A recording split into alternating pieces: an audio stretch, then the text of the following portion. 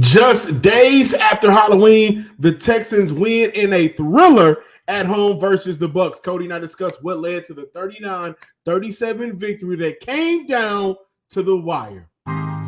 You are Locked On Texans, your daily Houston Texans podcast. Part of the Locked On Podcast Network, your team every day.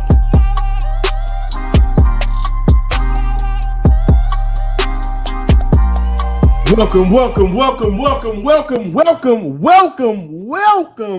Texans fans, to this Victory Monday episode of the Locked On Texans podcast, a part of the Locked On Podcast Network, your team every day. To all of our first-time listeners and viewers, if you haven't experienced a Victory Monday before, you're going to experience one like you've never have in the past. But make sure you subscribe, like, and comment to the Locked On Texans podcast wherever you get your podcasts, including YouTube. And to all of our returning listeners, thank you for lending your ear for another episode. I'm your Texans football analyst, John, some sports guy Hickman, and of course the man with the plan who was in the building with the comeback win versus the Tampa Bay Bucs, your Texas credential media member and Sports Illustrated's own Cody Davis. And this episode is brought to you by LinkedIn. LinkedIn Jobs helps you find qualified candidates you want to talk to faster. Post your job for free at linkedin.com/lockedonnfl. That's linkedin.com/lockedonnfl to post your job for free.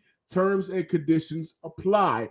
On today's episode, we're going to look at an all-around gritty performance while this game came down to the wire. And unlike in the past, the Houston Texans pulled it out. What did Jalen Pitre say to ignite this comeback? And then we'll look into the defense. But there's no way we're going to start this game. There's no way we're going to start this show, guys, without talking about C.J. Stroud's speechless performance on Sunday. In a game that features 6 lead changes, a combined 18 penalties for 205 yards, and a second-half emergency kicker in Dare Ogunbowale, the Texans fought through every type of adversity to beat the Buccaneers 39-37, powered by super rookie and now rookie passing yards in a single game record holder, C.J. Stroud, who went out there and threw for nearly 500 yards on the day for 75 touchdowns. Cody, you was in the building. You was in the NRG. And I think of any day, energy, that building was pumped with energy. Been a long time. What were your takeaways? First off, let me just say this. The biggest takeaway of all, ladies and gentlemen, I don't care if you agree or disagree with me.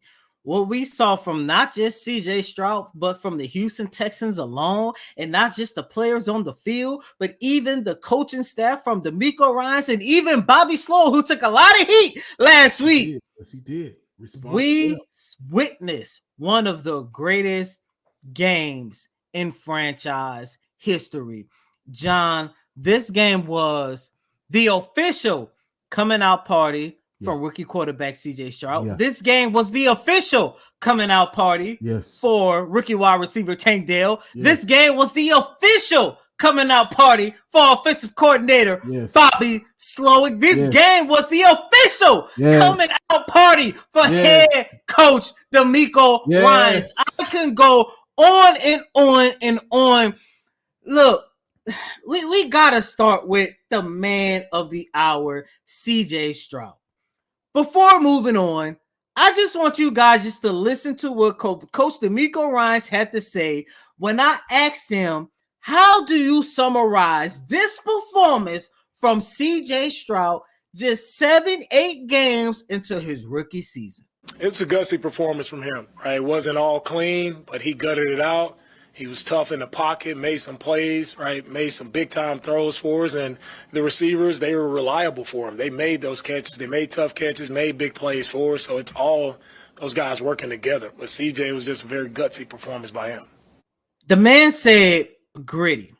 John, later on, we had an opportunity, of course, to talk to C.J. Stroud. And C.J. Stroud said after Baker Mayfield led the Buccaneers down for their final offensive drive, it left 46 seconds left on the clock. Later on in the show, you guys are going to hear Jalen Pitre say after that drive, Jalen Pitre say he hung his head down a little bit because, of course, it was a heartbreaker. But CJ Stroud shared with us during the post-game press conference that he told everybody on the sideline, just give me a little bit of time. John, at this stage, I don't even know how we can actually sum up what we are witnessing with CJ Stroud as of right now, because to hear how Coach DeMeco Ryans raved about him and his gritty performance, to hear CJ Stroud tell his teammates, just give me a little bit of time. And we're not talking about 3 minutes, 2 minutes, 1 minute. We're not talking about 5 minutes, 4 minutes, 7 minutes, or whatever the case. 46 seconds. This is the type of quotes and statements people make when you are talking about the greatest quarterbacks over the last 20 years in terms of a Tom Brady, Peyton Manning, Drew Brees, Ben Roethlisberger, you name it. A lot of these quarterbacks who get tagged with this statement of just give me a little bit of time, gritty performance, overcoming adversity. We are talking about quarterbacks who had already came close to or has reached and surpassed the pinnacle of how good they're going to be in the league. None of these quarterbacks had this being said about them 8 games into their career. John, at halftime, I will give you one quarterback. It was go ahead. Year. Go ahead. Of course, he had to sit behind Alex Smith. Mm-hmm. But 8 games in the Patrick Mahomes career, I think we all knew that Patrick Mahomes was going to be great. But here's the thing, though. Patrick Mahomes had a whole season of learning on the NFL level. Yeah. CJ Stroud is fresh out of college. Yeah. Come on, man. And not only that, this man CJ, in the first half, we was like, okay, the start of the quote unquote, he's looking like a rookie quarterback has begun. Even though he finished the first half with 147 yards, he did not look good. The offense didn't look good. As a matter of fact, when you exclude that one offensive drive that ended in a touchdown in the first half, you're looking at a situation where the Houston Texans had recorded 69 yards in 7 plays, excluding that touchdown drive where they recorded 75 yards in 7 plays. John, here's the thing about this. CJ Stroud and the Houston Texans, they not only got into a rhythm, but look what CJ Stroud did in the second half.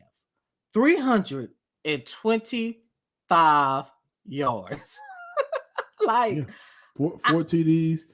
And when I look at CJ, I'm going to tell you a couple of things that was impressive to me. By the way, these were the keys of victory to beat the Buccaneers. Number one, I think, was the most important for the Houston Texans. They went up against the Buccaneers defense that were one of the worst defenses in the league when allowing 20 or more explosive plays. And so for me going into the game, I wanted to see more shots taken downfield because the Bucs, like I said, were one of the worst consistently through the air throughout the year.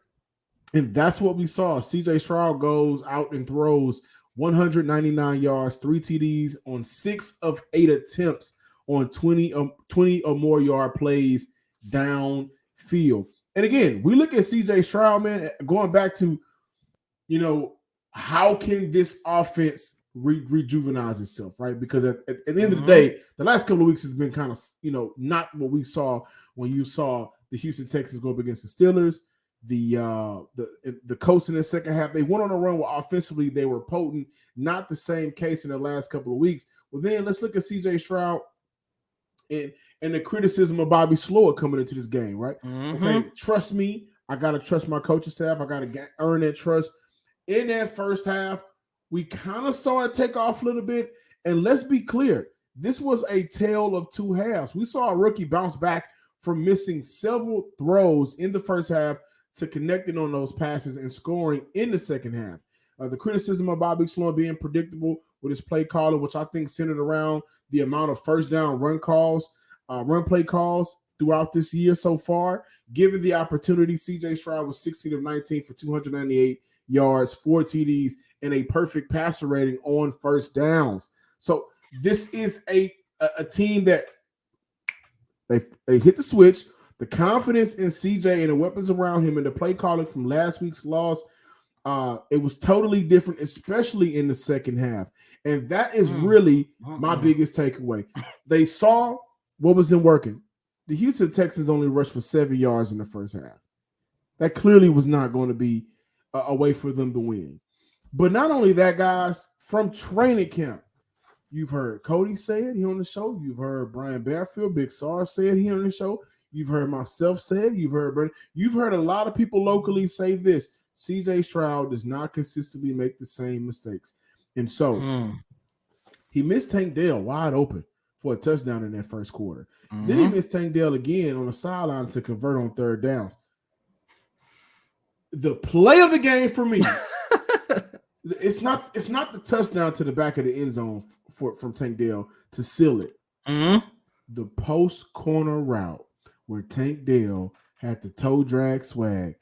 That throw by CJ Stroud, that is not a rookie throw. That is a throw that, by the way, do you know that CJ Stroud has more touchdowns than Kenny Pickett?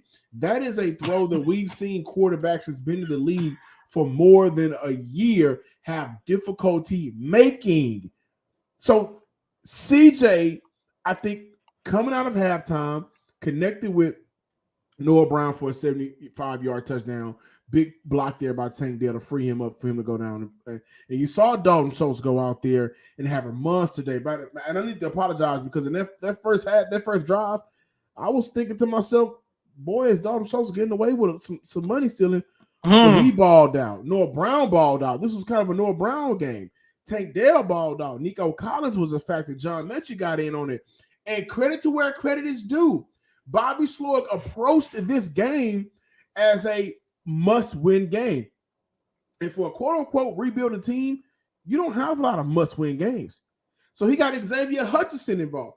This game, I think, wrapped up what this team can be under the leadership, under CJ Stroud, when the offensive play calling and coaching staff has the trust in him. He went down there, he delivered 5 TDs, nearly 500 yards. This was an all-time generational game for this Houston Texans franchise. And to witness that, seriously, to witness that after the adversity throughout the week, after losing multiple games this year by 3 points, this was the game that you got to tip your cap to. Amazing, near flawless game from the Houston Texans and CJ Stroud, especially how they took off in their third quarter, over 200 yards in their third quarter, 3 TDs in their third quarter. That is where that spark came from. By the way, I want to mention this because I don't want it to get lost when you talk about CJ Stroud's greatness as of right now. Todd Bowles, Dennis Allen, Mike Tomlin. 3 of some of the best defensive-minded coaches of their generation. And by the way, against Todd Bowles' defense, of the 14 times CJ Stroud was blitzed, he completed 10 passes, 175 yards, 1 TD, 137 passer rating, 12.5 yards per attempt. This guy is the real deal.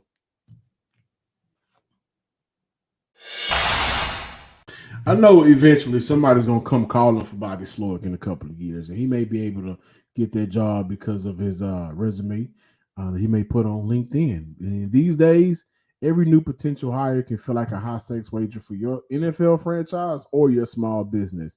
You want to be 100% certain that you have access to the best qualified candidates available. That's why you have to check out LinkedIn Jobs. And LinkedIn Jobs, they help you find the right people for your team faster and for free. Just post your job on LinkedIn, add the purple hashtag hiring frame to your LinkedIn profile to spread the word that you are hiring. Simple tools like screening questions make it easy to focus on candidates with just the right skills and experience so you can quickly prioritize who you like to interview and hire. This is why small businesses rate LinkedIn Jobs #1 in delivering quality hires versus the leading competitors. So listen, guys, and potentially in a couple of seasons, Bobby Slowick, LinkedIn Jobs helps you find qualified candidates you want to talk to faster. Post your job for free at linkedin.com LinkedIn.com/locked on. That's LinkedIn.com/locked on. Terms and conditions apply. Welcome back, ladies and gentlemen, to this Victory Monday installment of Locked On Texans. And I want you guys to listen to this 101 exclusive that I had with Houston Texans second-year safety, Jalen Pitre. What can you share about what took place in this locker room at halftime? I think it was just the mentality of not losing. Like, we just didn't want to lose. And I think we came out and did a great job of that and came out with a win. Did somebody, say, a motivational message, or was it just we got to go out here and do... Pitre came out and gave us the juice. I ain't gonna lie, he gave us some good juice, and then we're already locked in and ready to get this win. Do you know what he said? Can you share what he said? Or? A couple cuss words, you know what I'm saying? Got us going. Yeah. That was about it, yeah. Awesome, sounds good. So I was talking to Henry, and Henry said that you was one of the guys in the at halftime in the locker room who actually stepped up and gave a real motivational message. What can you share about the message that you gave to the team? Man, really just being us, just continuing to fight. It's gonna be ups and downs in games. That's life, but we got another chance, and we had a half to go out there and show what we can do and to keep fighting, and we didn't want to come back in the locker room on the losing side. So, that was really it. What was going through your head during that final drive? I think Tampa Bay left you guys with 46 seconds left. Yeah, the biggest thing was, I see it every day in practice. We got the best O-line in the league. Yeah. Our receiving core is crazy. Our quarterback is crazy. Yeah. How they gonna stop us? They really got to show it because we got a great group of guys. So that's really what was going through my head. At first, I wanted to put my head down because we had got scored on, but I was making sure that my energy was right. And look how God rewarded us. Yes, sir. Yep. Last question before I let you go, man. Coach D'Amico Ryans actually talked about the culture of this team. The mindset of this team to win and never give up. Because the one thing that he said that kind of stuck with me, he said almost everything that could have went wrong for you guys went wrong. Yep. The injuries, the penalties, the scoring job that Tampa Bay had. How would you best sum up this new culture of the Houston Texans? The biggest thing that I would say is I might just get a jail shot. I feel like the culture is just how do you want your house to look. That's something that we've been talking about a lot lately. At the end of the day, you building your own house. Every play you building your own house. Yeah. Every quarter you build. How do you want it to look? The details, the materials, all of that stuff. So just paying attention to stuff like that and just making sure that we're relentless with our approach is the Houston Texans. And, we'll continue to, step in that direction and continue to own that mantra. So, it is hard at times and it can be a little stressful, but, that's how diamonds are made.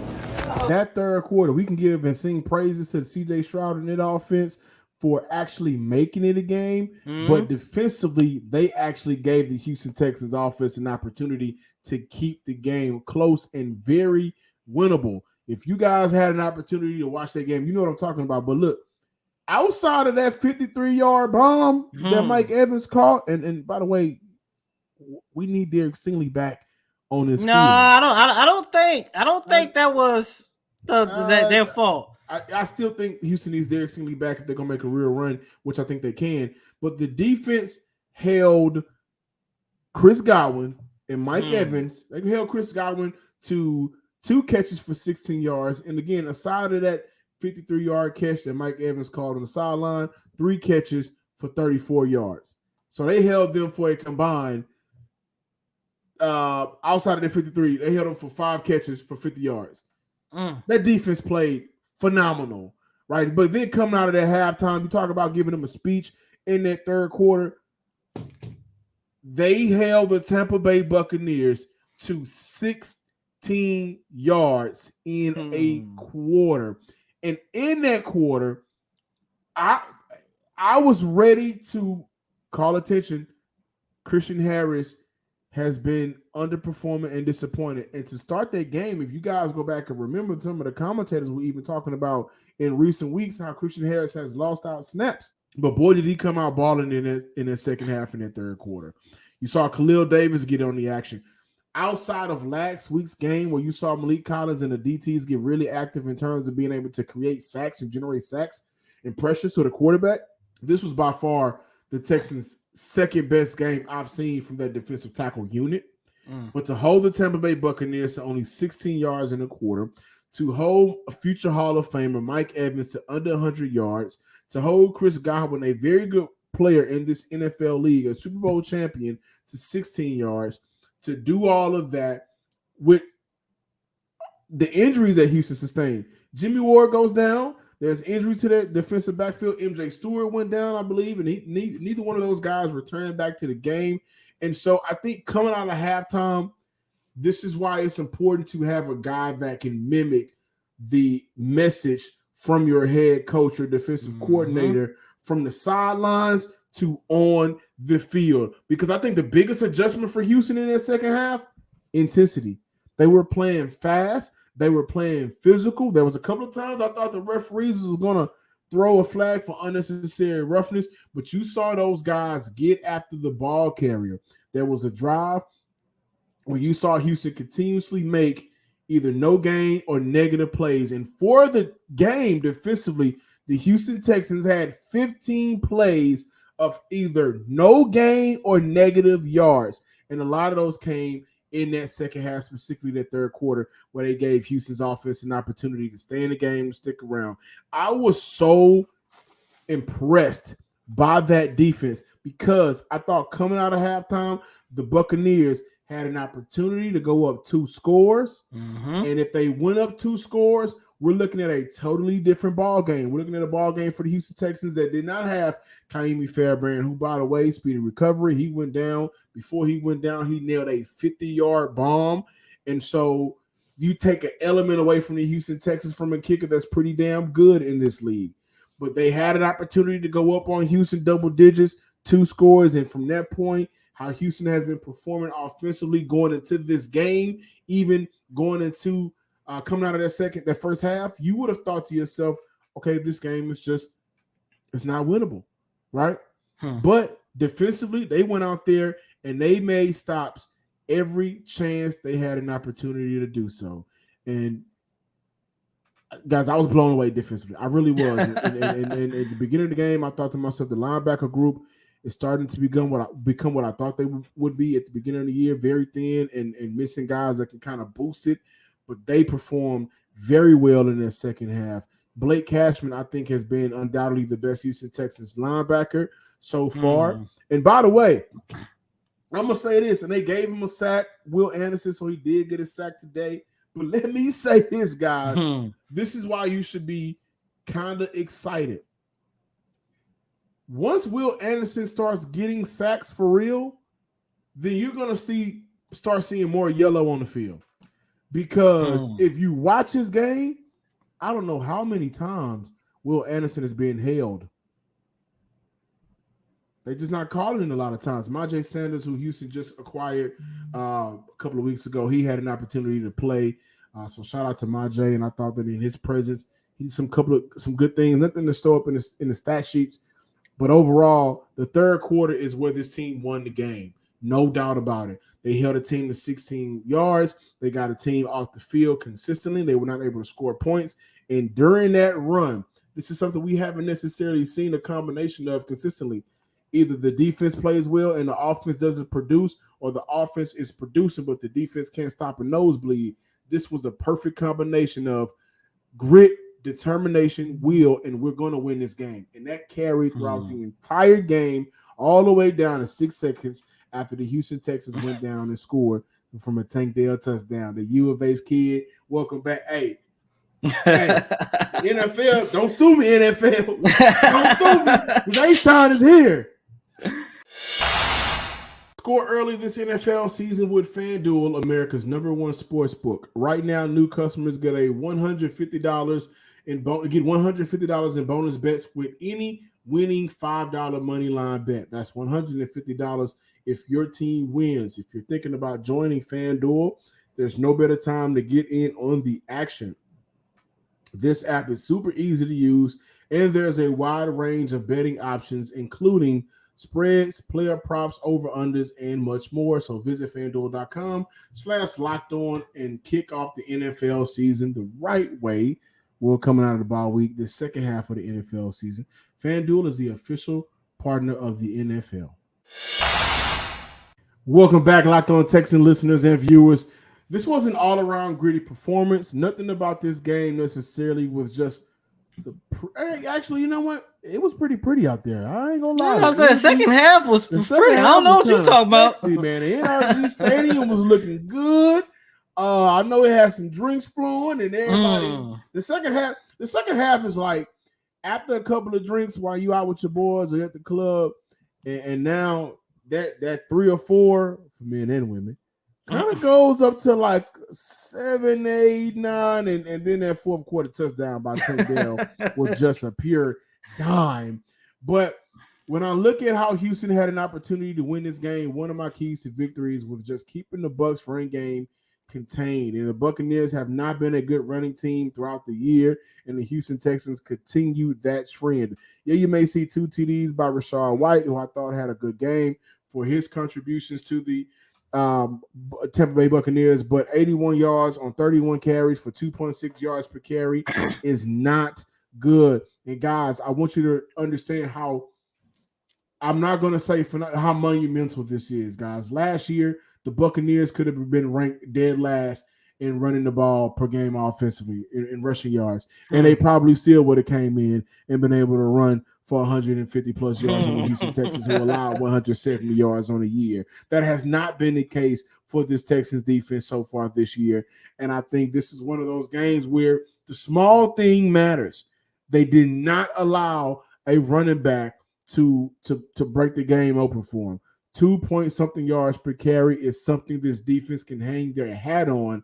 And I'm going to give it up for him because that was the keys to victory. And I think that because of that key, that allowed for Houston to, at times, force Tampa in 3rd-and-long situations. I'm glad that you mentioned the small things in terms of recapping this game because, John, the one quote that resonated with me the most, talking to Coach D'Amico Ryans after the game, he said, everything that could go wrong went wrong for the Houston Texans. They walked away with 7 injuries. By the way, I know you talked about getting Derek Stingley Jr. back, and I will 100% agree with you, but I just hope Jimmy Ward is not out for an extended period of time. Because if he is, along with MJ Stewart, along with Eric Murray as well, I don't know how the Texans defensive backfield is definitely going to be able to. Oh, go ahead. And are we able to share information about the moving from another safety that was on this team? Grayling Arnold.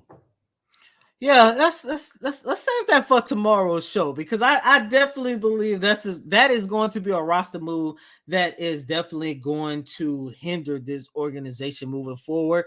Not sitting here saying like he was one of the greatest at his position, but he was definitely a guy that could have provided some much needed depth to this team. But we'll save that for tomorrow's show. But John, when you talk about the small things, that's why it was so important for me to see what transpired inside that locker room at halftime.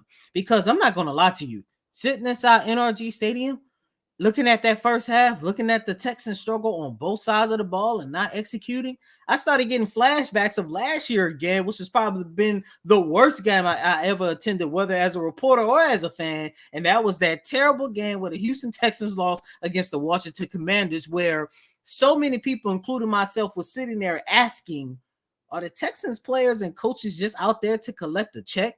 And I'm not going to lie, I kind of felt that way during the first half of this game. However, to know that these players care, to hear Coach D'Amico Ryans rave about having the players believe in one another, regardless of what is going on. And he's talking about believing in one another. He's talking about how the team believed in Darwell Gumbawale to go out there and drill a 29-yard field goal. And look, I understand they won this game by the touchdown between CJ Stroud and Tank Dell, but you take away that field goal by Ogunbowale, you're looking at a situation where the Texans would have came up short. Yeah, I just love how this team was able to just overcome the adversity, make halftime adjustments. And look, by the way, I wonder if not having Dameon Pierce and losing Kaimi Fairbairn kind of forced Bobby Sloyd into saying, you know what, we have no other choice but to be aggressive. I wonder, hey, look, If it did or didn't, shout out to Bobby Slow. He called a heck of a game. But I'm just wondering because it was like, all right, now you're forced to just go out there and trust CJ Stroud. But, just looking at how the Texans' back were against the wall at several moments throughout this game and to see them come away victorious. John, I don't know about you, but I would definitely consider this one of my favorite games that I ever witnessed from the Houston Texans, whether fan, whether report, definitely as a reporter, because I ain't got that many to choose from, unfortunately. But this was just a phenomenal win, regardless how the rest of the season shakes out. Ladies and gentlemen, the Houston Texans, I'm not even going to say they're back. The Houston Texans are revamped. Yeah. They are establishing themselves, and they are on to something special with this regime of players and coaches. Man, I'm still in awe. How this game was going reminded me a lot of that 2017. This was during the month of October where you saw Deshaun Watson go crazy against the Seattle Seahawks. The difference is they lost that game. Yeah, they did. And again, guys, the throw of the game, the play of the game for me was a post corner route by Tank Dell. And then you saw the Houston Texans go out there and cap it off by getting the win. Tank Dell, who abused Carlton Davis. Carlton Davis had a bad day. He was getting abused for pretty much the entire game. But to see them cap it off, see, it's not about that they made the comeback. We've seen Houston make comebacks. They capped it off with a victory on a historic day from their rookie quarterback, their franchise quarterback, 5 TDs, 470 yards. But let me just say this before we close out. The week the Houston teams have had, the Rockets are 2-0. The Cougars won. They beat Baylor. The Texans win. None of this happened before Kiera Simone Hickman was born, my baby girl. Yes, sir. Saying, I don't know if she's good luck, but I'm just saying, an undefeated week for the city of Houston. Thank you guys for checking out today's episode of the Locked On Texans podcast. Be sure to continuously check us out throughout the week as we continue to talk Texans and cover your team every day. Follow us on Twitter at Locked On Texans and subscribe, like, and comment. Follow me on X, Twitter, whatever it is, at John_Hickman12. And by the way, 5K. We are here because of y'all. And as always, I'm your host, Cody M. Davis. Please remember to follow me on Twitter at CodyDavis_24. Once again, that's Cody COTYDAVIS_24. And shout out to baby girl. Like you say, John, 3-0. I think you need to add a couple more, like Lil Wayne said a few years back, maybe 5 like the Jacksons or John Passon. I'm just saying, man, you got some good luck going on, and we definitely need some more championships. But until next, baby. Peace.